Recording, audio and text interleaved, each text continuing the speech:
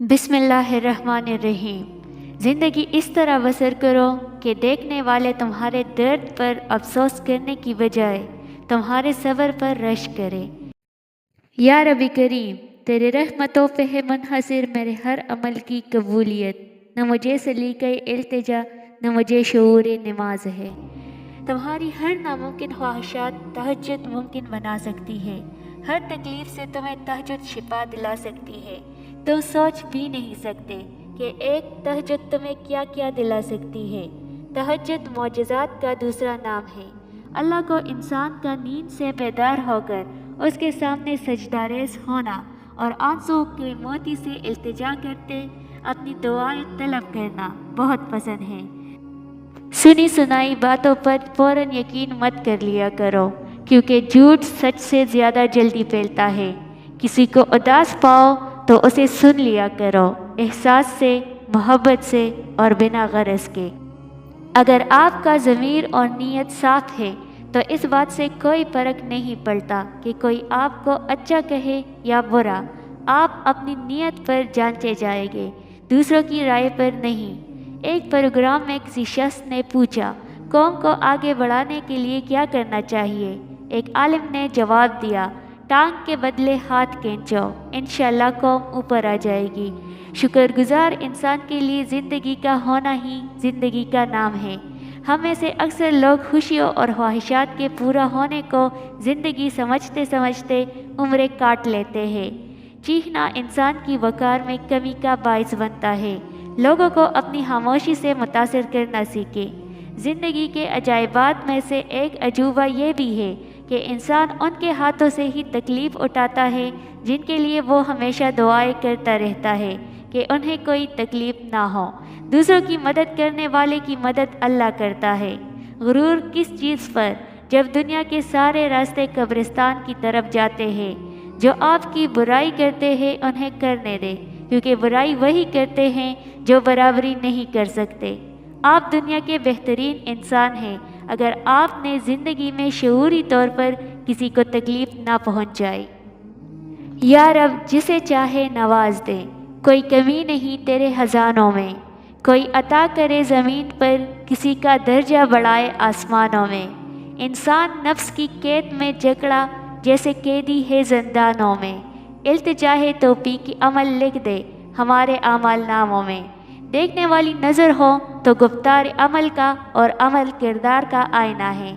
اپنے رویوں کی وجہ سے کچھ لوگ ہمارے سینوں میں بنا کفن کے ہی دفن ہو جاتے ہیں۔ ملے عروج تو انسانیت کی حد میں رہو، یہی وقت ہے قدرت کے آزمانے کا۔ عورت شعور پا جائے تو فرعون کے گھر میں موسیٰ پال لیتی ہے۔ جس تجلی نے جلا ڈالا کوہ طور کو، وہ تجلی ہم شہ رگ میں لیے بیٹھے ہیں۔ بات چیت کرتے ہوئے اس بات کا دھیان رکھو کہ تمہاری زبان سے کوئی گناہ کی بات نہ نکل جائے۔ حال پوچھ لینے سے حال ٹھیک نہیں ہو جاتا، بس ایک تسلی سی ہو جاتی ہے کہ اس دنیا کی بھیڑ میں کوئی اپنا بھی ہے۔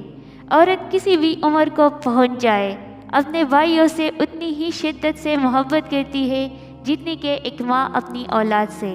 جائز کمائی انسان کھاتا ہے، لیکن ناجائز کمائی انسان کو کھا جاتا ہے۔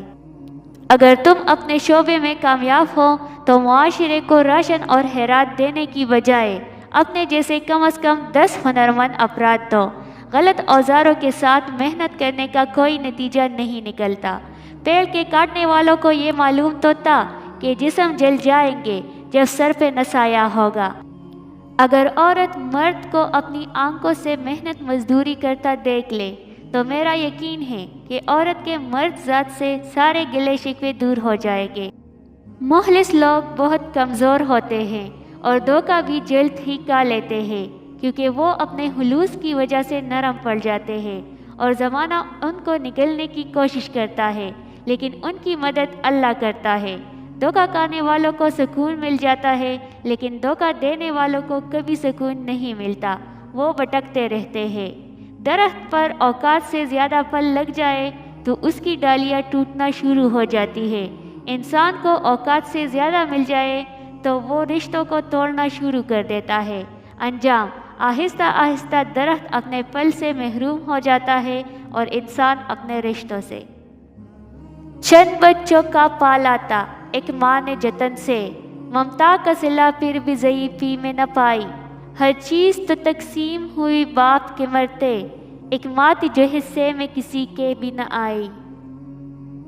کتنا خوبصورت احساس ہے کہ ہم اللہ تعالیٰ سے اپنی دل کی بات کرتے ہیں اور وہ سب کچھ پہلے سے جانتا ہے لیکن پھر بھی سننا چاہتا ہے۔